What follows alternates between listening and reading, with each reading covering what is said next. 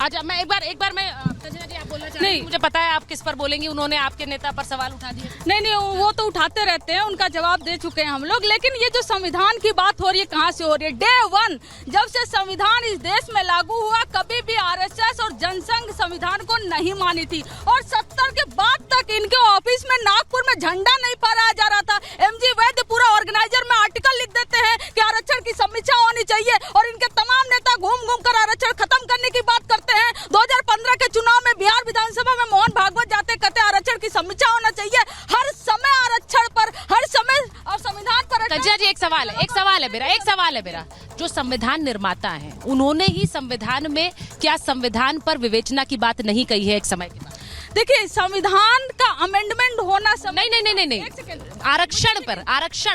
आरक्षण पर क्या कहा है संविधान निर्माताओं ने? संविधान पर मेरा सवाल है। मैं आपका जवाब दे रही हूँ, लेकिन उन्होंने कहा है जब तक प्रॉपर रिप्रेजेंटेशन नहीं हो जाता हर एक समुदाय का, तब तक नहीं कर सकते। तो और हर लोग बोलते हैं मोहन भागवत की बात, तो क्या उन्होंने आरक्षण हटाने की बात की? तो मोहन भागवत पहले ये बोले ना कि जातिगत जनगणना करो और ये बताओ कि हर जाति का कितना रिप्रेजेंटेशन हुआ है। ठीक है, आपने जो बात बोली है मैं उस पर जा रही हूँ। शिवम, वो कह रही है कि ये जब वो संविधान पर हमले की बात कहते हैं तो वो आरक्षण की बात कर रहे हैं। वो ये भी बात कर रहे हैं कि आप लोग कैसे किसी एक सांसद की संसदीय छीन लेते हैं। बात राहुल का। सबसे पहली तो एक चीज है कि इस देश के प्रधानमंत्री ने कहा था कि अगर बाबा भीमराव अंबेडकर भी अब आ जाएं तो संविधान में बदलाव नहीं हो सकता, संविधान नहीं हटा सकते। मुझे लगता है ये सारी कंट्रोवर्सी को अपने आप ही खत्म कर देता है। मैं फिर से कहना चाहता हूं, अनुज जी ने कहा हमने संविधान की रक्षा करी। अरे 64 बार बदलकर कौन सी रक्षा कर दी भाई? इमरजेंसी लगाकर कौन सी रक्षा कर दी? ये कुछ भी बोलने से नहीं होता है, तर्क पर बोलना पड़ेगा। प्लीज आपको बीच में मत बोलिए भाई, बीच में मत बोलिए प्लीज। अब आगे आते हैं भारतीय जनता पार्टी, और प्लीज बीच में मत बोलिए। मैं गाना थोड़ी ना गा रहा हूं जो मुझे म्यूजिक चाहिए। अच्छा, कंजना जी, बीच में मत बोलिए। कोई नहीं बोल रहा आपके बीच में, अब इसके अलावा एक और बात कर, इन्होंने कहा सांसदी। सुनिए भैया, इस देश में कोई भी व्यक्ति, चाहे वो गांधी खानदान का हो, चाहे वो लालू खानदान का हो, और चाहे किसी और खानदान का हो, अगर किसी केस में कन्विक्ट होगा तो उसकी सांसदी जाएगी।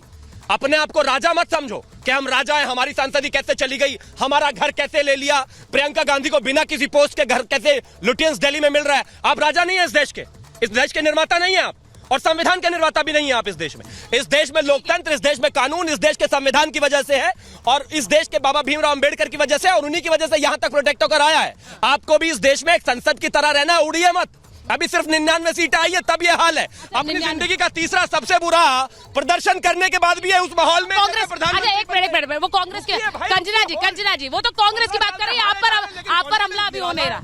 एक मिनट। संविधान को बदलने का मतलब ये होता है कि अगर आप सरकारी संस्थाओं को बेच देंगे तो उसमें रिजर्वेशन खत्म हो जाएगा। ये भारतीय, अरे गेल बेचा, क्या बेचा? एयरपोर्ट बेचा, बंदरगाह बेचा, क्या नहीं बेचा? मुझे क्या बेचा? बंदरगाह नहीं बेचा। बता, लखनऊ एयरपोर्ट किसका है? लखनऊ एयरपोर्ट किसका है? मेंटेनेंस के लिए बेचना होता है। अरे लखनऊ एयरपोर्ट किसका है मुझे बताइए।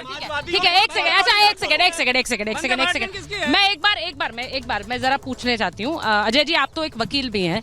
मैं ये जो पूरा हमला हो रहा है संविधान को लेकर, ये पूरा हमला चुनाव के दौरान हो चुका है कि संविधान बदल देंगे, ये आरक्षण खत्म कर देंगे, जिस पर प्रधानमंत्री खुद बोल चुके हैं। आपको लग रहा है ये रिविजिट हो रहा है? क्या ये इतना आसान होता है? मैं इसलिए पूछ रही हूँ कि आप एक वकील भी हैं और ये बार बार दोनों तरफ से कहा जा। नहीं, दो बातें मैं कह दूं। यहाँ पे अंबेडकर जी की दुहाई दी गई, लेकिन उस अंबेडकर जी की तस्वीर संसद में लगाने का काम भाजपा अटल बिहारी वाजपेयी जी के नेतृत्व में रामविलास पासवान जी के कहने पे ही संभव हो पाया।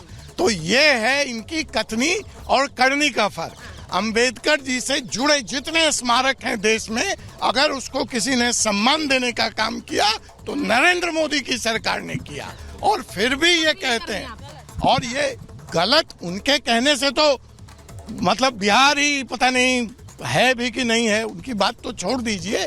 मीसा नाम उधर है और रहना इधर चाहिए। मीसा वाली बात वो हमेशा करते हैं। वो कहते हैं भाई आपका हमला वहाँ होना चाहिए। मीसा नाम जो रख दिया वो इन्हीं की देन है, इमरजेंसी के चलते रख दिया। आप हमला उन पर नहीं इधर करते। इस देश में जब भी तानाशाही आएगी, जब भी काला दिन आएगा, उस समय समाजवादी लड़ेंगे। और वो दौर था कि जब समाजवादी लड़े, जब फुल फ्लेज में थी कांग्रेस और आ गई थी उनमें भी कुछ तानाशाही, और आज इनमें है तो हम इनके खिलाफ भी लड़ रहे हैं। तो बार बार उसमें मत जाइए। जो घोषित इमरजेंसी आप लोग लगाए, और बात दीजिए, 10 सेकंड दीजिए, 10 सेकंड दीजिए, 10 इनको चुप कराइए, 10 सेकंड दीजिए। एक बात बताइए, आप जदयू वाले जो ओबीसी SC ST का आरक्षण बढ़ाया गया था उसको, अच्छा ठीक है, मैं एक बार जरा सुनिए। अच्छा एक सेकंड, मैं एक बार जरा बड़ी खबर बता देती हूँ। एक मिनट। आज जो एक और तस्वीर आई है, अखिलेश यादव जब आज संसद पहुंचे तो उनके साथ उनके सारे सांसद थे, लेकिन सांसदों के साथ साथ अवधेश प्रसाद का हाथ पकड़कर पहुंचे। अब ये तस्वीर इसलिए इंपॉर्टेंट है क्योंकि अवधेश प्रसाद वो सांसद है जिन्होंने अयोध्या से चुनाव जीता। अब उनकी ये तस्वीर देखने के बाद मैं इसलिए इस तस्वीर को दिखाना चाह रही हूँ क्योंकि अवधेश प्रसाद को लेकर वो पहली पंक्ति में भी राहुल गांधी के साथ बैठे हुए थे और उसके बाद उनका हाथ पकड़कर अखिलेश यादव पूरे संसद सत्र के दौरान हमें नजर आए। वो तस्वीर इंपॉर्टेंट इसलिए है, मैं इसलिए उस तस्वीर का जिक्र कर रही हूँ शिवम, क्योंकि इनके सांसद हैं, अयोध्या से सांसद हैं और वो एक स्पष्ट संदेश देने की कोशिश आप लोगों को कर रहे हैं कि अयोध्या अगर आप लोग हारे हैं तो वो सांसद जो अयोध्या से आपको हराकर आगे पहुंचे वो एक अहम भूमिका निभा रहे हैं और आपको संदेश है, बीजेपी को संदेश नहीं। मैं सहमत हूं, इसमें कहीं कोई दो राय नहीं है। फैजाबाद हारे हम, फैजाबाद लोकसभा हम हारे जरूर, लेकिन हाँ अयोध्या विधानसभा में हम अभी भी जीते ही हैं, पहली बात। दूसरा, जहां तक इनके संदेश की बात है, मैं तो कहता हूं स्वागत है भाई। अखिलेश यादव भी अपने आप को यदुवंशी कहते हैं, अपने आप को हिंदू कहते हैं। आज मर्यादा पुरुषोत्तम भगवान श्री राम का मंदिर बने हुए, उसकी स्थापना हुए उतने साल हो गए। अब तो कम से कम इतना अच्छा चुनाव का रिजल्ट आ गया उनका भगवान राम की आशीर्वाद की वजह से, अब तो जाकर कम से कम दर्शन कर ही आए, अब तो घर वापसी हो गई। और एक और चीज, ये जो बाबा भीमराव अंबेडकर पर इतना लंबा चौड़ा ज्ञान कांग्रेसी और समाजवादी देते हैं, ना दे तो ज्यादा बेहतर है। 1952 में भंडारण में खास तौर पर बाबा भीमराव अंबेडकर को हराने वाले लेफ्टिस्ट और कांग्रेसी थी, एक साथ इकट्ठा होकर चुनाव लड़ा और उनको चुनाव हरा दिया। 57 में जब वो फिर से लड़े, फिर से उनको हरा दिया। और जिस तरीके से उनको जो है फिर उनकी स्थिति खराब हुई और चीजें हुई, वो इसकी जिम्मेदारी कांग्रेस है।